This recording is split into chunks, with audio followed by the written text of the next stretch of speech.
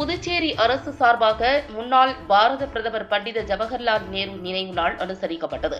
முன்னாள் பாரத பிரதமர் பண்டித ஜவஹர்லால் நேரு அவர்களின் நினைவு நாள் புதுச்சேரி அரசு சார்பாக இன்று அனுசரிக்கப்பட்டது.